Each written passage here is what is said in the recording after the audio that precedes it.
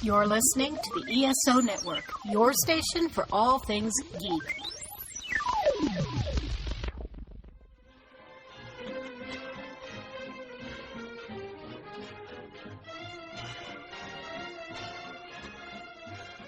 Hello, world, and welcome to Tales from Hollywoodland, a veritable feast of movies, Broadway, showbiz stories, news and gossip with Julian Schlossberg, Arthur E. Friedman, and Stephen Jay Rubin.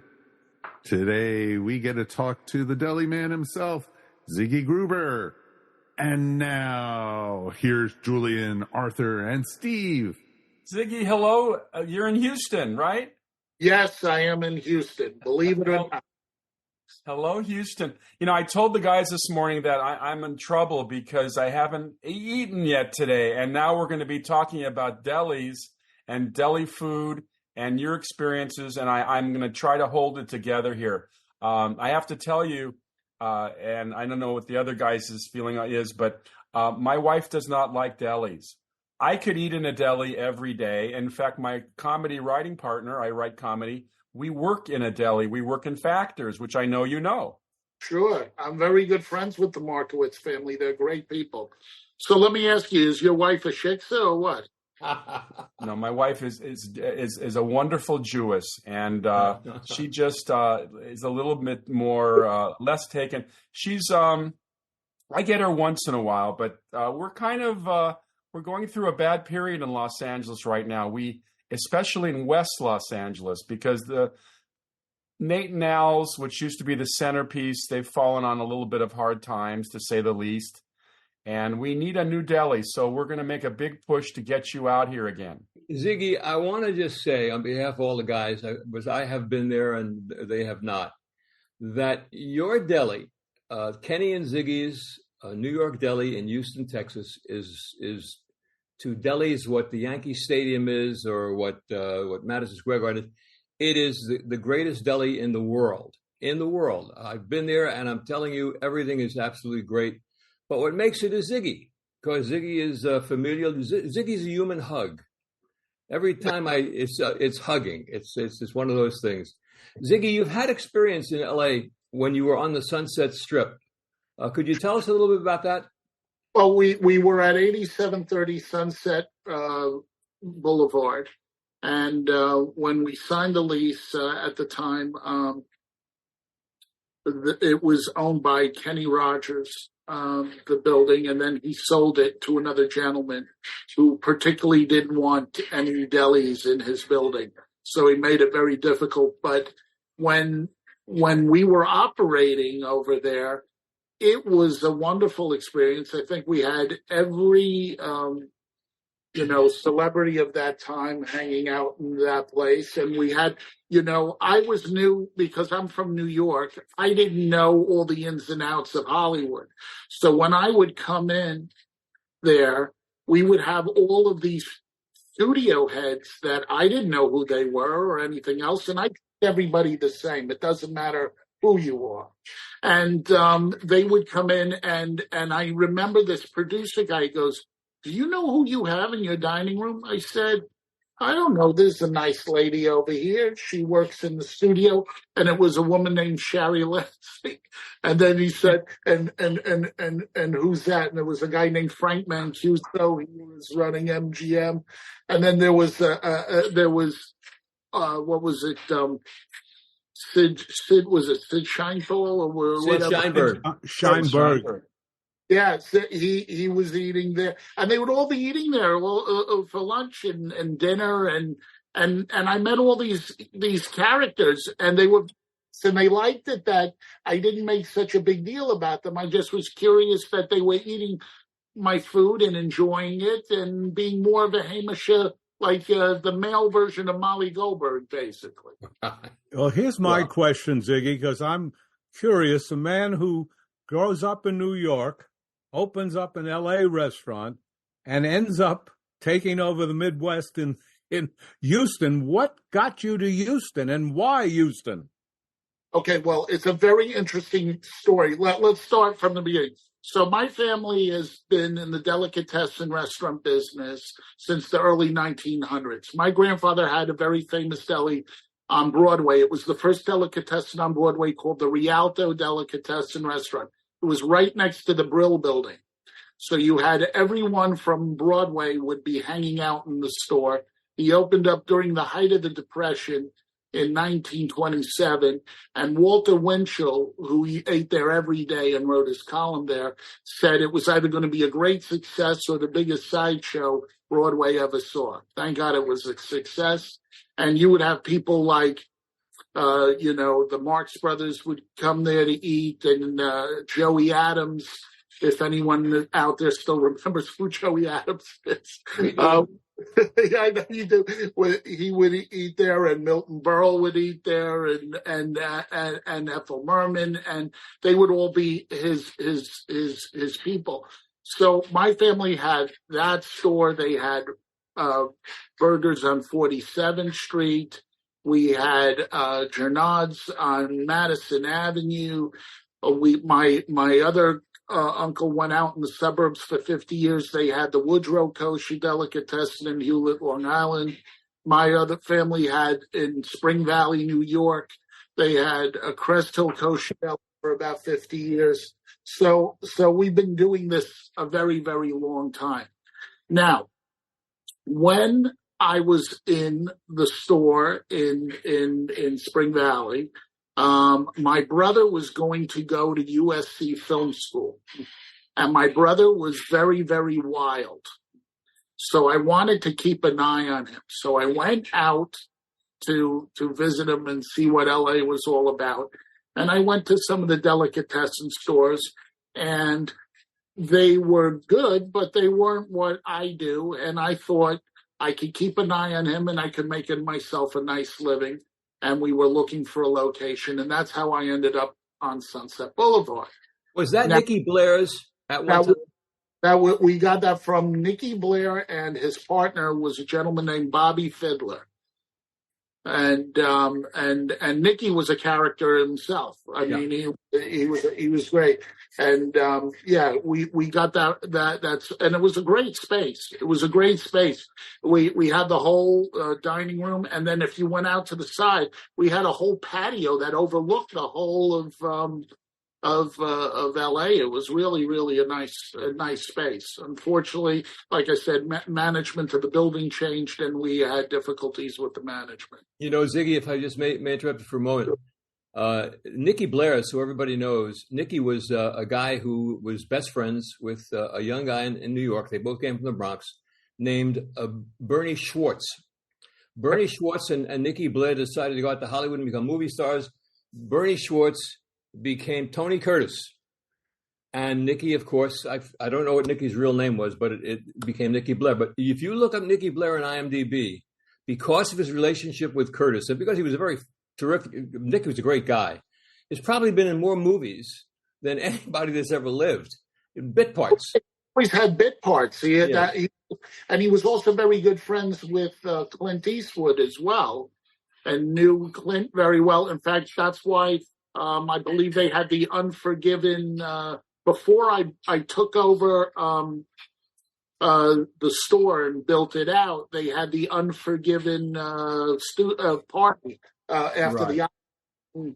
Yeah. What years were you on the Strip? I was on the Strip there from 90 to 96. So they were all the guys like Red Buttons and Buddy Hackett. They were all probably going in there. Oh yeah, we had everybody. I mean, I had everyone. We had Annette Bening. What was it? Her husband. What was Warren it? Beatty. Warren Beatty. Yeah, we had Dennis Hopper would come there. We would have all of the old time and new time people, in the store, because we were open 24 hours. Basically, what were the usual suspects was probably written in that store, majority of it. There was that I think that Entourage show was conceived in the deli. It was a great place. I was there, of course, but at that time we didn't really know each other, which came later. But as Julian says, so what takes you from the Sunset Strip to Houston, Texas. Okay, so it's funny. So when we went through that issue, and I had an arrangement where the landlord and I made a deal because he just didn't want me out and he was going to cut out my parking. We made an arrangement that we would leave. I had to look for another location. I tried to look for a location on South Beverly Drive. And on South Beverly Drive, you had a Hamburger Hamlet at the time. I think it's now, is it the Beverly Grill or whatever it is? It definitely isn't Hamburger Hamlet. Hamlet. So we tried to make the deal. And unfortunately, when we were doing that, they went bankrupt. And if you've ever tried to buy a piece of property out of bankruptcy, it can take about a year. And then at the end, there are no guarantees that after you went through this whole process to try to get it, the trustee could sell it to somebody else right from underneath you. And I've done that and been through that once before. But that would have been a great location for you. Oh boy. Oh, it would have been wonderful. Yeah. But we decided to walk away from it. I looked also at another place in the Brentwood area. And again, the same thing. They went bankrupt. And I said, was is beschert. And I said, something divine is telling me I'm not supposed to be here. My brother at that time graduated and was doing very well. So I said, you know what? I don't have to watch him. So I went back to New York and I was going to look to either acquire an existing operation or start something new. So while I was there and looking around and that, I started a catering company called Gerard and Levy. We did very well with that. And then I was trying to acquire the Celebrity Deli in Times Square, and with a gentleman named Ralph Scotto. And he was a bit of a wise guy, so we ended up not making the deal there, even though I was in that store for about 6 months. And then we were going to do another location in Times Square.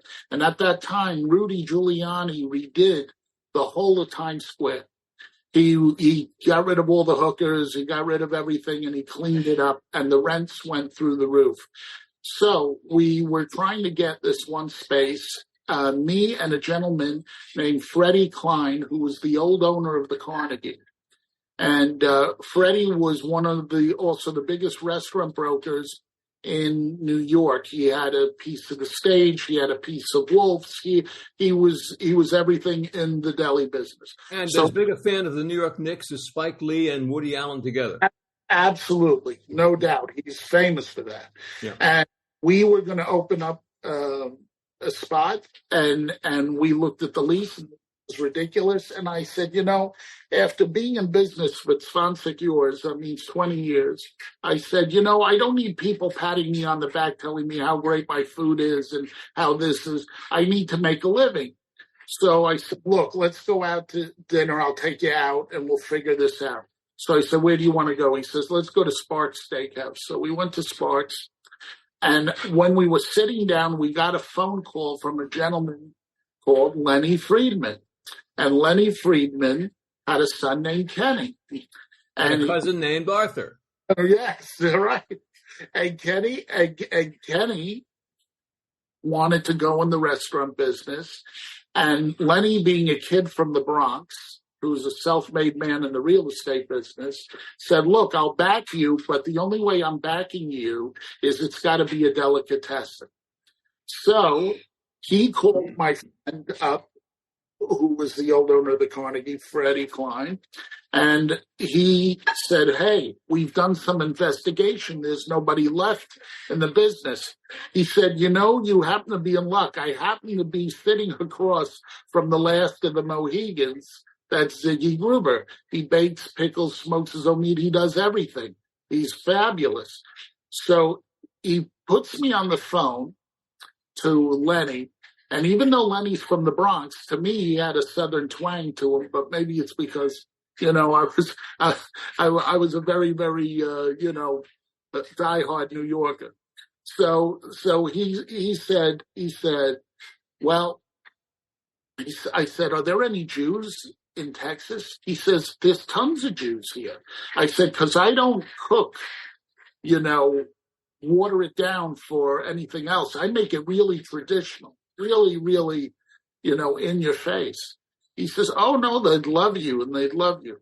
I said, is it a horse town? He goes, no, we're cosmopolitan. We've got, symphony. We've got all kinds of museums. You'd love it down here. He says, look, I'm going to send you a plane. He says, all you have is 1 weekend to waste of your whole life. He goes, maybe it could be one of the biggest things that ever happened to you. I said, okay. The one thing about Lenny, and Arthur can attest to this, he can sell ice to Eskimos. There's no doubt about it.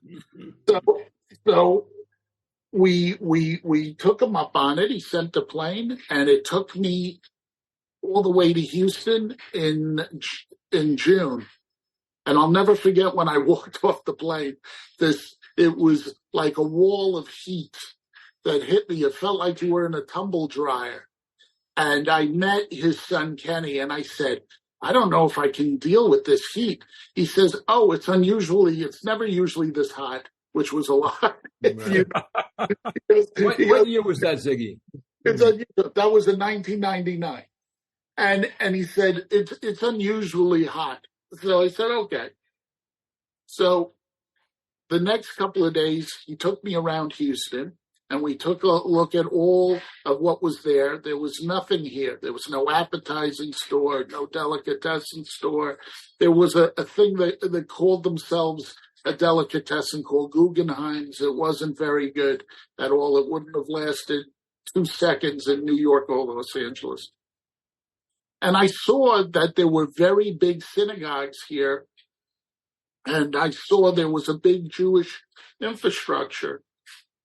And I said, there's an opportunity here. So I looked at him. He showed me the location that he wanted me to go in. I didn't know from Houston. I said, is this a good location? He said, yes, it's the center of Maine and Maine. I said, okay, I take your word for it. We shook hands. We've been partners now for 25 years, and the rest is history. And it's been a wonderful experience. Yes, I want to just say something here before the guys get in. What this restaurant is it's familial because of Ziggy. He is the key, obviously, to the whole thing. It's the best food and all. Ziggy Gruber is to the deli business what Tom Cruise is to movies and what Tiger Woods is to golf. I say this not to give you a kiss and a hug. I just tell the truth. Best food, as good a restaurant, period, as I've ever been in. But he's basically blended old Lindy's in New York with the Carnegie Delicatessen. That's what I feel it to be. Ziggy, you've been involved with lots of celebrities. We are Hollywoodland. We want to hear about your interactions with different comedians, the different guys. I know they all come into Kenny and Ziggy's. Well, in Kenny and Ziggy's, whenever somebody comes from out of town, if they're doing something on the circuit, we get a lot of Broadway shows here. Believe it or not, a lot of Broadway shows start here and then they end up on Broadway. They try to work them out over here. So it's very cosmopolitan, Houston. It's a great city. So we get, we've had all kinds of people. John Leguizamo has been in a few times. It's been wonderful. We get, all kinds of comedians when they were here. If they do a thing at the Improv, we have a local Improv. They do and they come in. We get a lot of political people here on both sides. It's been very interesting. We had about a year ago, we had, the second husband or whatever you call him. He was here, and we get also, all different, senators in here. And didn't you have George Bush in there at one time? Yes, we had George and Barbara when the old man was still alive. Yeah, who lived in that area? Yes, we did. So we had lots of people. Look, like I said, Richard Lewis, when he comes into town, I know Richard for years. I know him since the Sunset Strip. So when he comes into town, in like in the old store in Hollywood. I mean, we have, like I said, everybody. I mean, it used to be funny. You talk about comedians, you would have all the time. Norm Crosby would always hang out with Jack Carter, and they always loved to argue. It was the funniest thing. And it would be hilarious. And then you'd have Jan Murray would come in. Then, like I said, Buddy would come in. And my dad knew Buddy Hackett because they were both from Borough Park, and they used to hang out on the same street corner. My dad's best friend and Buddy Hackett were very close. A gentleman named Davey Adler. And they were good. And they also knew David Duchovny's father was a writer, and they knew him since he was a kid too. He did a lot of comedy stuff. The hangouts for those guys in Hollywood, in LA, were the Fry's Club on Little Santa Monica, the Cafe Roma in Beverly Hills, and your place. Now you're a third generation Deli Man. Let's talk about for a second the documentary movie they made about you from 2014, which was great. It was called Deli Man. Steve, you know about it? No, I've only learned about it from you. I am interested to know how that came together. Fun movie for everybody. Julian, had you ever seen it? I have not. No, I've seen clips of Ziggy though, and Yes. I'm still salivating. All right. That it was very funny. There was a great documentarian filmmaker named Eric Greenberg Anjou, and he just finished doing a movie called The Cantor's Tale. And when he came to Houston, he came and ate in my place, and we were talking, and he was asking me a lot of questions. And I was telling him, there's not too many delicatessens left, and telling him a whole bunch of, stories and stuff like that. And I didn't think much of it. He was just another customer. And then about 6 to 8 months later, he called up and he said, "Let me ask you a question." He said, "Yeah." He said, "Do you think you could introduce me to other deli owners and stuff like that? I'm thinking of doing a documentary on." And I said, "Sure." And I gave him a list of all these delicatessen people around the country. I gave him, you name it, New York, Chicago, whatever. And he went and followed all these deli owners, including myself, around for about, a year and a bit. And what was great is when he invited me to show the cutting of it, I didn't realize we were going to be such a center of the universe of that documentary. And I said, "Why?" He said, "Well, you're the most interesting guy we met out of all these other people."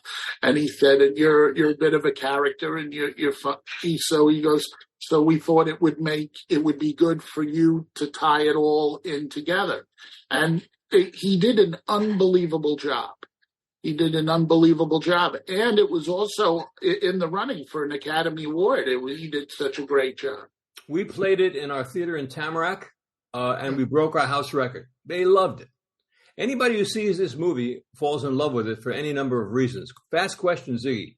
In a business that's losing delicatessens all over the United States, why are you thriving so much in Houston, Texas? Well, I do work at it. I mean, I'm here 6 to 7 days a week. And I always try to think out of the box. And I try not to be complacent. And I try to see what the trends are. If the delis that stayed with not being creative with how they presented things or how they did things have kind of gone to the wayside. What is interesting about my menu or what we did is every single thing I do on my menu is a Jewish related item. Some delicatessens, they put burritos on and they put Italian stuff and all kind. I don't do that. Everything I have has a Jewish slant to it. Everything. So even if it's something new, we add enough Jewish elements to it to give it a little bit of something interesting. So I think we stay very relevant.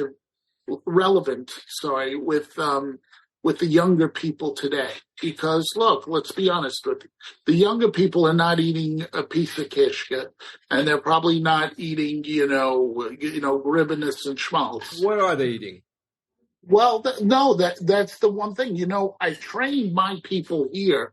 They will eat goulash, and they like it, and they will eat, a stuffed veal chop. That's done in a good way. And they'll eat my braised lamb shanks, or they'll eat, different kinds of fish. We do a Moroccan style Shabbos fish that people like in a spicy type of sauce. It's almost like a piece of fish in shakshuka. It's almost like that. So we do this, but as opposed to me just bringing in just strictly Ashkenazic stuff, over the years have added a little bit of the Sephardic stuff because a lot of the younger people like to eat that. Do the younger people eat hot pastrami sandwiches and hot corned beef sandwiches and hot dogs? Everybody eats hot corned beef and pastrami. And what's interesting is my people that come in here are not just Jewish. We have all walks of life, all ethnicities.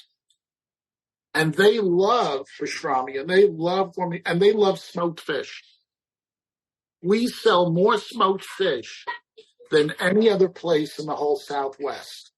We are, besides being a delicatessen, I'm also one part, Russ and Daughters or a Barney Greengrass, because I sell that much fish like that.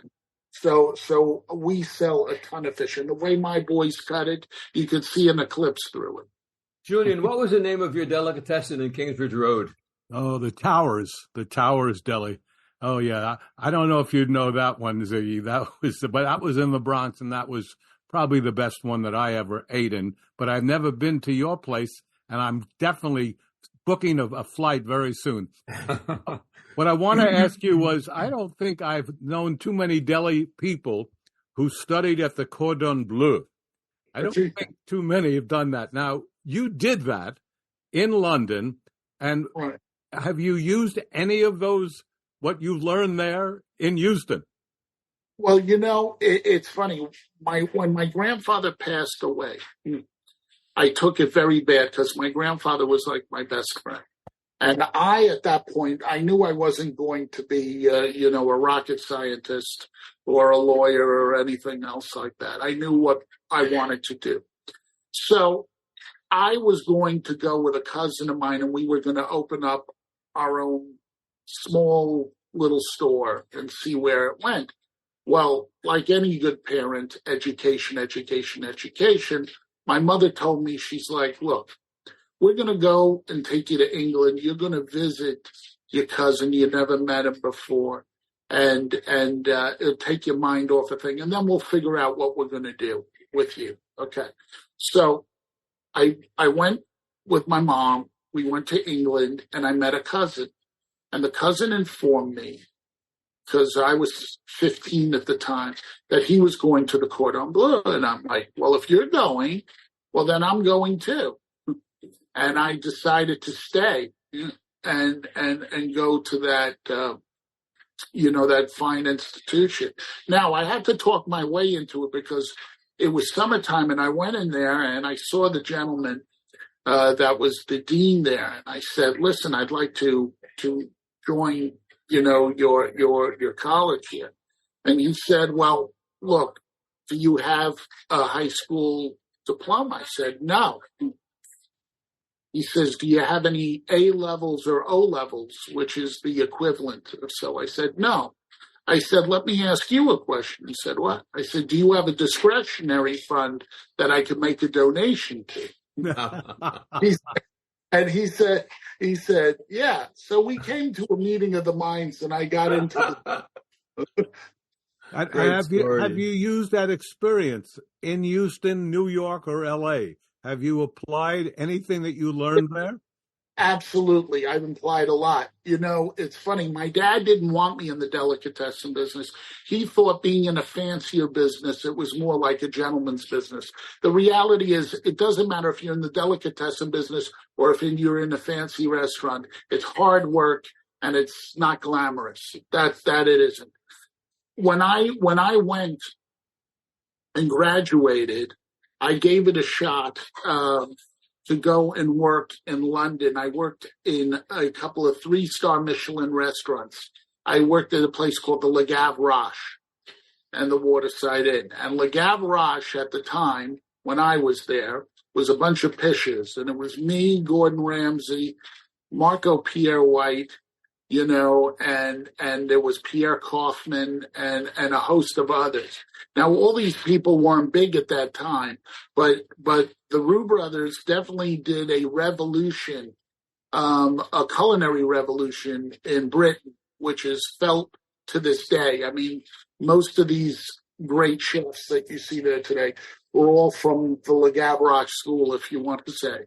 But I decided, I'll never forget, we were cooking food one night, and my dad sent me a bunch of stuff, and I all of a sudden invited everybody after work. I was cooking everyone, you know, blintzes and giving them corned beef and pastrami and this and that, and they were going nuts for the food. I never felt that warmth in that world. That's not my world. I'm in a modern day Isaac Bashevis singer world. That I like dealing with my Inselmenschen people. But I want to just say again that's the key. I think, other than the total greatness of the food and the key is that when you go into Kenny and Ziggy's, you feel the warmth of family. And that is a significant thing. It is a comfort zone. People are happy. They're laughing. He's got pictures, Julian, Steve, and Mike, all over the walls of great movie posters, great Broadway posters. He's basically got Hollywoodland in Houston, Texas. Well, Kenny and Ziggy's is a place to go. What you're also talking about is energy. When I walk into a restaurant, and I can feel the energy of the restaurant. I am not a white tablecloth guy of a quiet restaurant. I get immediately bored. And I think that presentation is a big deal. The thing I wanted to ask you, Ziggy, Sure. is if I'm an actor and I'm shooting on location somewhere, I always thought a sign of a good restaurant was if I'm ordering, whether it's Chasen's chili or Nate and Al's potato salad, to come. Do you get orders from people out of the city for your food? I ship all across the country. I can't tell you how many people in Los Angeles I sell to on a daily basis. I can't tell you how many yuntifs I've catered via Goldbelly and stuff to send to New York or Miami or even, like I said, Los Angeles. You know, we have a very good reputation, and people know our food. But once you've had our food, you never go back, because it's a taste. You know, one of the best reviews I ever had was in Los Angeles, so one of the newspapers, and I'll never forget. The critic wrote, "Unless you're over 80, you've never eaten food like this." That was the best compliment. I love that compliment that I've ever had. Because you are a throwback. You are you're a unicorn. And it's just one of those things. My cousin lucked out, and you lucked out with Lenny, of course. And that marriage has been fantastic. Kenny and Ziggy's, guys, you should Google Kenny and Ziggy's. Everybody who's listening should Google this place. It's more than a restaurant. It's a way of life.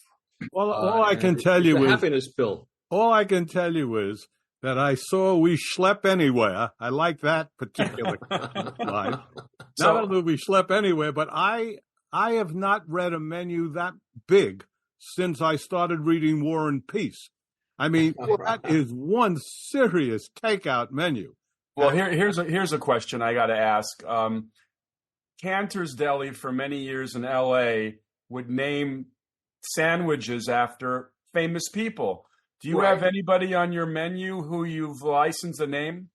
Well, this is what I do. If I do puns and funny things, like, for example, we got Fiddler on the Roof of Your Mouth, you've got, give me liberty or give me schmaltz, I mean, we do stuff like that. And the reason why I did that, and I started that in Los Angeles, is because and I know, because you were all in the entertainment business, everybody thinks they're an A-list celebrity in their own mind.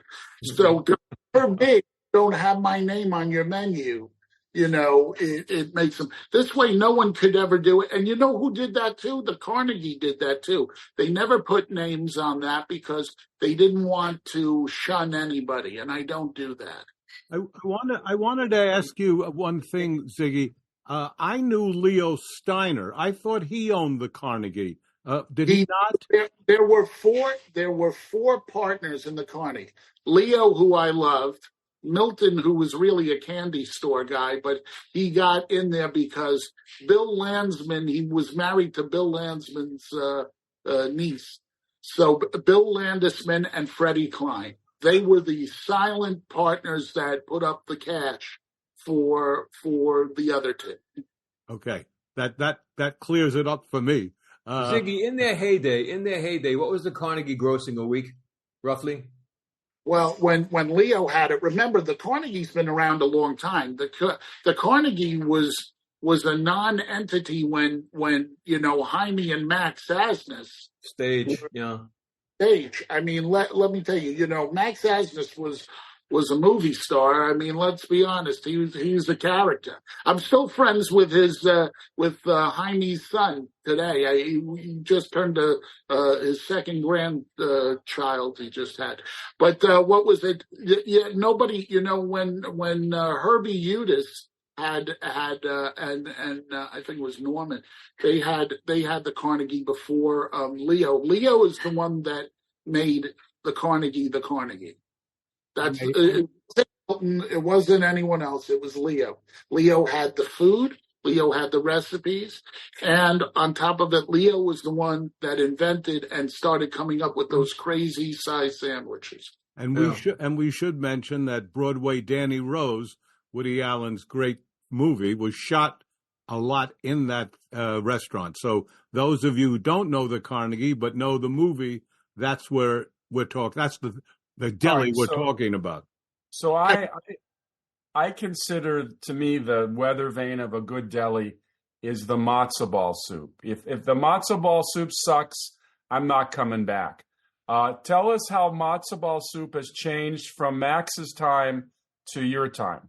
I don't think it's changed. I mean, a good matzo ball soup is good. Basically, the golden yolk, which is the broth, is got to be very rich and tasteful and that. Unfortunately, if you go into a lot of places that either taste like dishwater, you know that, or it's got like just, they use base and it looks like this fluorescent yellow, which like you're drinking Soylent Green. I mean, but a good soup is a good soup. Now, I make the soup. I use a ton of vegetables. I put a lot of onions, leeks, carrots, dill, parsley. I use parsnips. I mean, I use a lot of stuff. I use over 100 pounds of bones in one making the soup, and then a lot of chicken too. And then on top of it, this is the secret that I do that the other ones don't do. I use the fietskellig. The fietskellig are the chicken feet. They give a flavor like you wouldn't believe, and they give a real richness. So that's why MD Anderson and the medical center, which is one of the largest in the world, they send all their patients to me because, let me tell you, before we knew and it was trendy to say bone broth, we were making bone broth a long time. But Ziggy, what's happened to the delis? Why are the delis starting to go out of business, or have been for a while? What's the reason, do you think, or reasons? It's economic factors. Number one, the rents are ridiculous today, even for a regular restaurant or any kind of establishment. The rents are ridiculous. The labor costs are through the roof, beyond. the deli has more labor than a regular restaurant. And it's also very skilled labor. You can't just bring someone in and say, okay, work the counter. It takes an apprenticeship. So you're dealing with those two factors. And the biggest factor is the food cost. So the food costs, especially now, are so ridiculous. Stuff that was peasant food has become luxury. Corned beef and pastrami was not an expensive thing, but because of the cuts of meat, because of everything else, they become very expensive. Smoked fish, whitefish, Nova was not very expensive years ago, but now it's uber expensive. And that goes for everything else.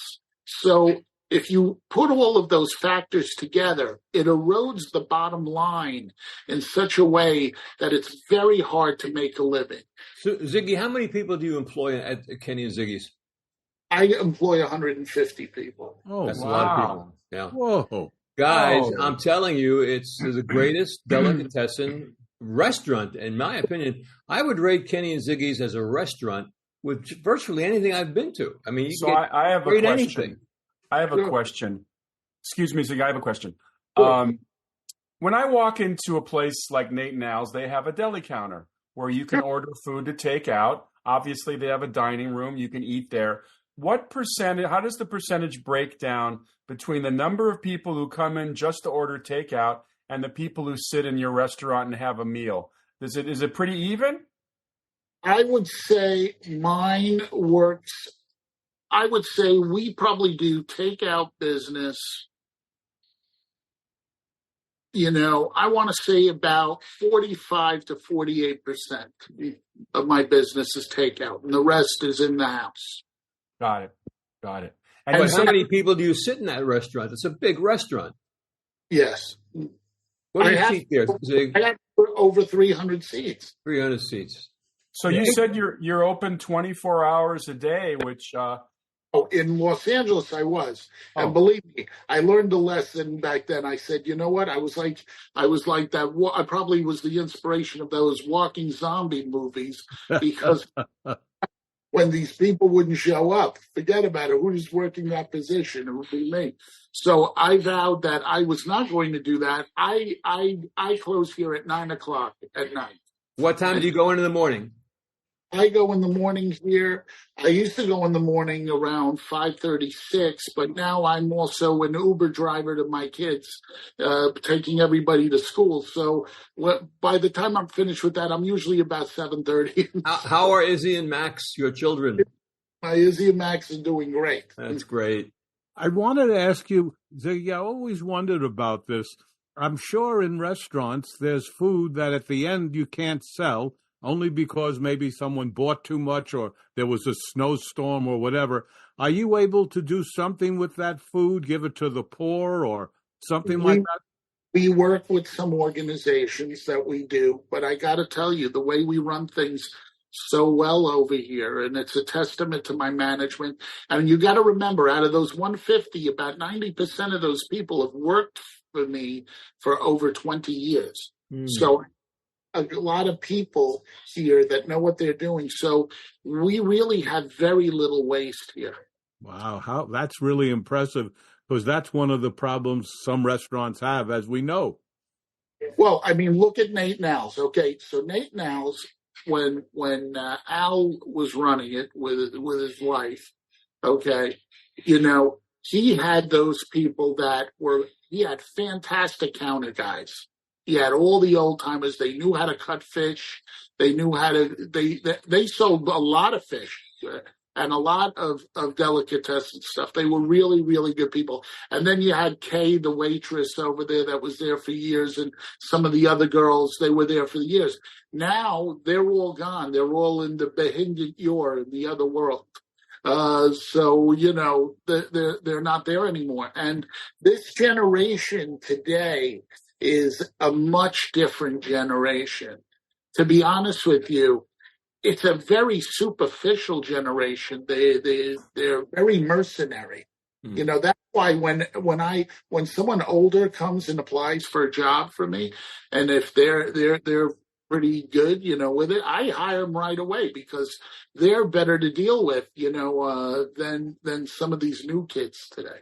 Well, you're a throwback. Guys, I want to ask you a question. My partners, Julian, Steve, and Mike.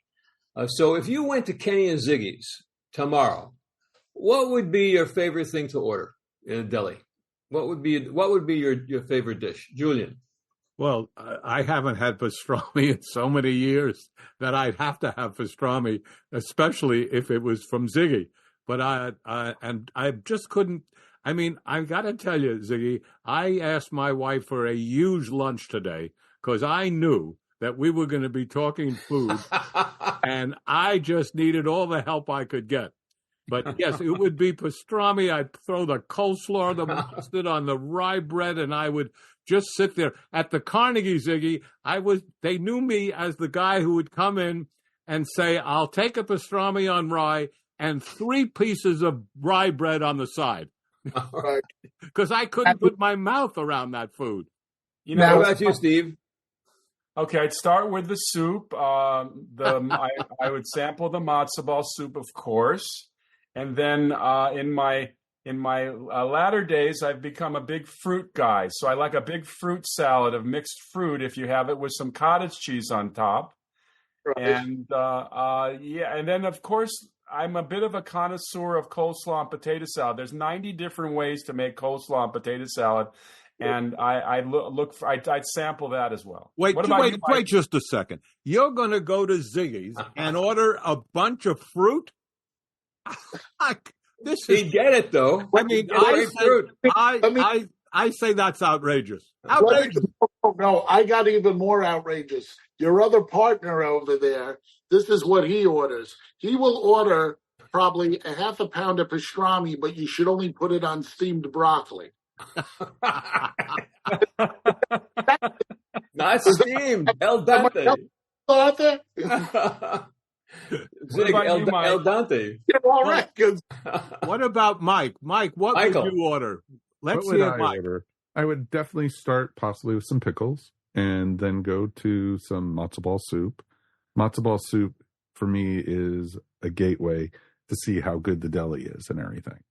Mm-hmm. And then from there, probably would do either a corned beef with mustard and rye and possibly some chopped liver on it. Add to it, And then if you guys had the potato wedges or the steak fries, that also is a good sign. Ziggy, would you believe Mike mentioned to us earlier, Mike comes from Atlanta, that there's no delis in Atlanta. Is that possible? Now, all you got is Goldberg's, which is a bagel store there, and I think you have a place called Gruby's that's near the Med Center over there, and I think that's it, right? Yeah, we have a place also. It's called the General Muir. It's supposed to. Oh, yeah.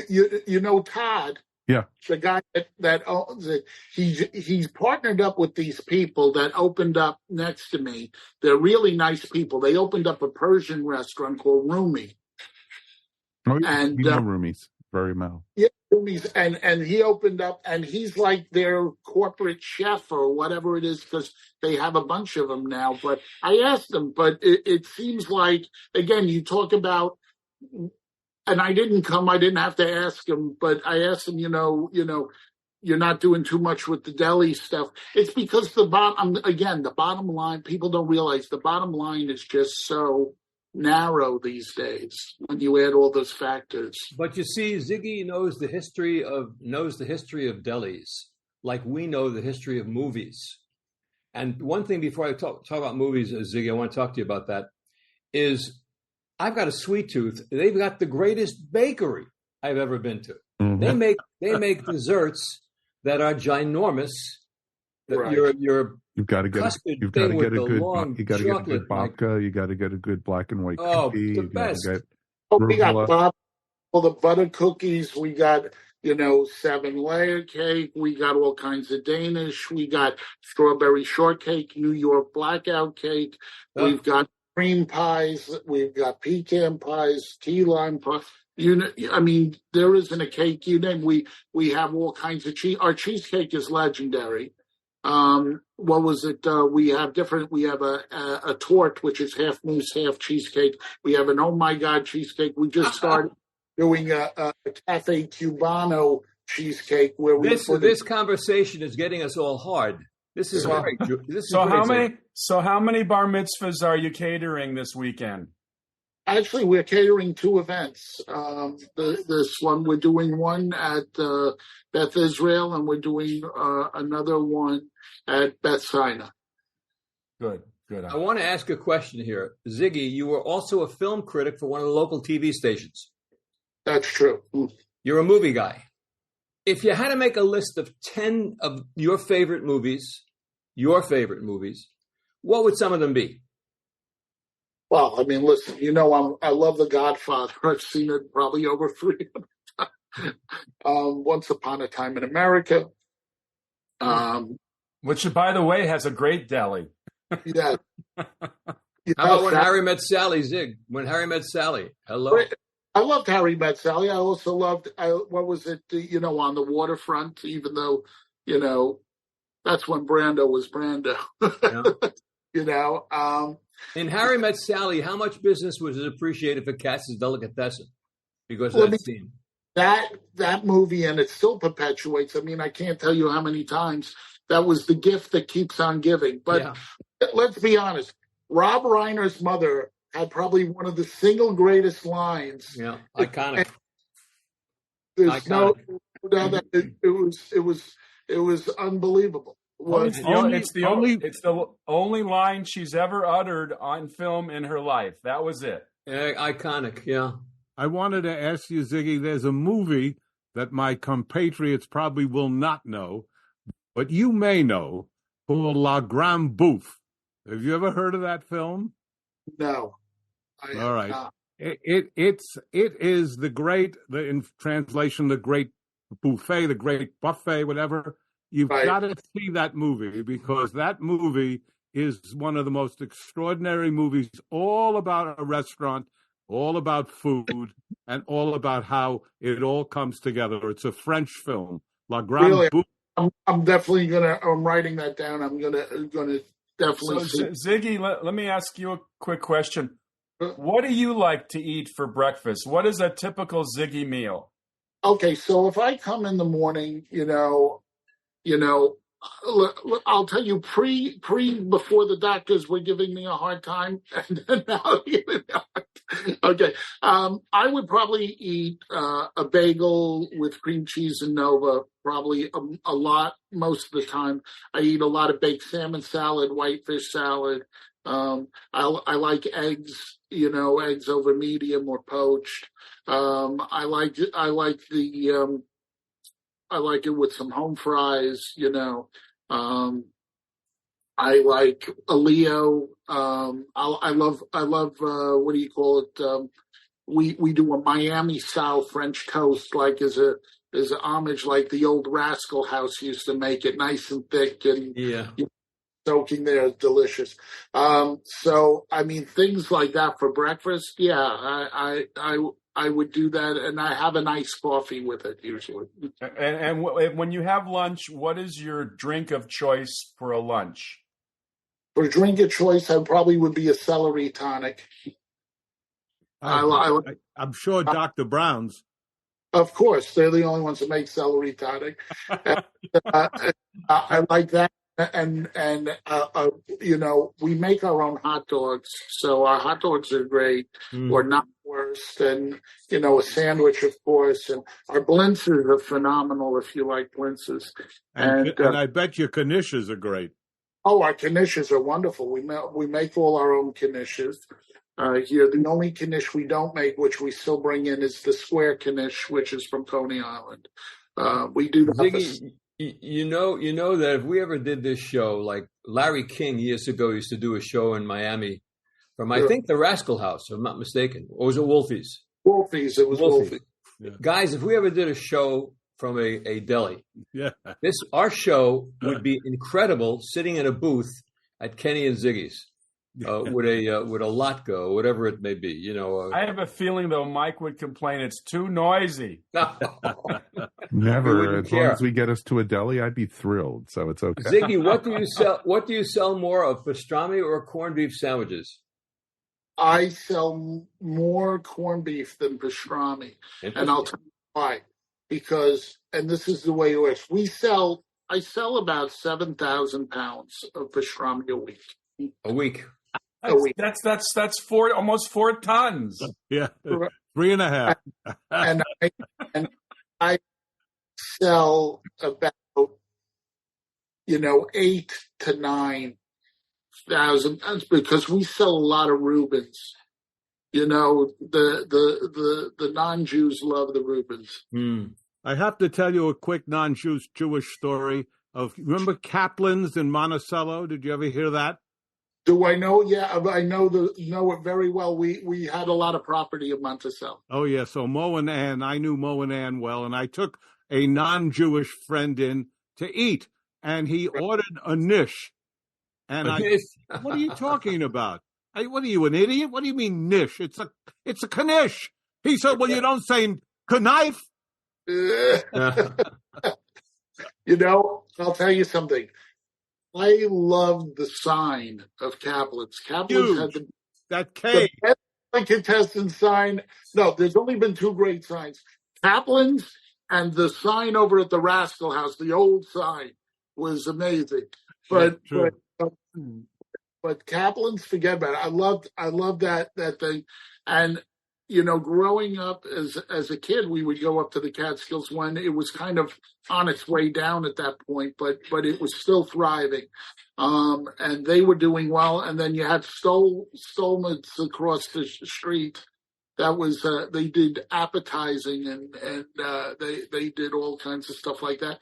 And that you had, the Katz's Bakery was the best. Yeah, I remember I spent a lot of years there, but Kaplan's was my home. But I'm lucky that I don't live in Houston because I would be waddling home at night. Julian, you would get addicted so fast. I mean, for 3 meals a day. It wouldn't be just for lunch. Here's a typical question from an LA person. Sure. How's the parking in Houston? Easy. Not hard. He's got a big How many spaces? Lot. How many spaces do you have? Oh, I got a whole field. Hundreds. Okay. Oh, good. Before we sign off, Steve, who is your guest this week? Who's on your show? My guest this week is Craig Edwards, who is one of the world's leading authorities on the Bowery Boys and the Dead End Kids. We're going to be talking Slip Mahoney and Satch. It's going to be a Bowery Boys feast. Hard to say Bowery Boys. And your show, Julian, is? Oh, this week I have Marlo Thomas. We'll be talking about how... That girl. Yeah, that girl herself, talking about many things, including how St. Jude's really began. Ziggy, I have to tell you, it's been such a pleasure listening, and I can't tell you how much I would love to... If I come to Houston, there's no way I'm going. I only was there once to interview the President George H.W. Bush. And here's the interesting thing. He duplicated the White House in his office. The Oval Office was duplicated in Houston. It was amazing. I couldn't believe when I walked in. They were very nice people. I got to tell you. They were, his wife, Barbara, the most down-to-earth person you ever want to meet. I'll never forget. I was making a deposit, and she came behind with all the Secret Service thing, and I said, "Oh, First Lady, go in front." She said, "No, I wait in line like everybody else." She was Hamish. Well, I always say that if anybody wants to look up the Yiddish glossary under the word Hamish, they'd see your picture. Absolutely. So everybody, we've had a delightful time with Ziggy today. And to our listeners, as you know, we're on all the podcast platforms. We now have a YouTube channel. If you type in Tales from Hollywoodland on YouTube, you're going to come right to see us. We have a great following. If you'd like to I ask this every week. If you'd like to join us possibly as a co-host, if you have a certain part of show business you want to check into, we're into it. And we'd love to have you as a potential guest. And if you have questions or suggestions, we love to take them. And by the way, if you're in Houston, you got to go to Ziggy's Deli. And what is the formal name of the deli? It's Kenny and Ziggy's New York Delicatessen Restaurant. And what's the address? It's 1743 Post Oak Boulevard, Houston, Texas, 77056. And if we want to get some takeout, what's your email? Oh, the email, our email is, the website is www.kennyandziggys.com.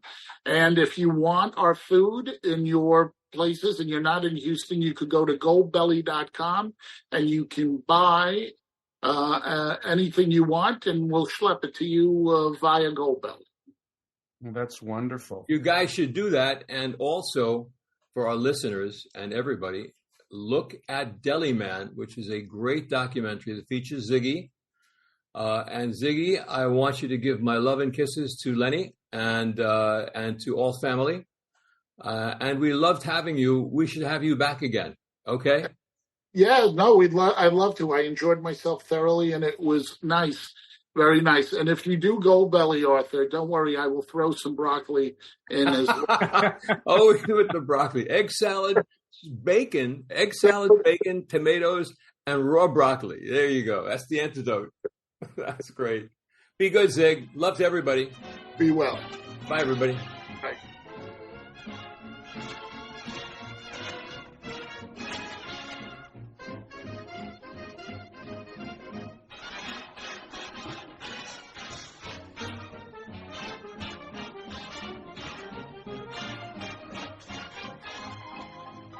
Hey, Joe. Hey, Tony. Do you like ads about podcasts? You know it. How about ads about Doctor Who podcasts? Even better. Well, you're in luck, because this is an ad about a Doctor Who podcast. Wow, I love it. And you'll love us, the Watchathon of Rassilon, a podcast about Doctor Who. I'll buy 12. Actually, it's free. I'll buy 13 then. This has been a broadcast of the ESO Network.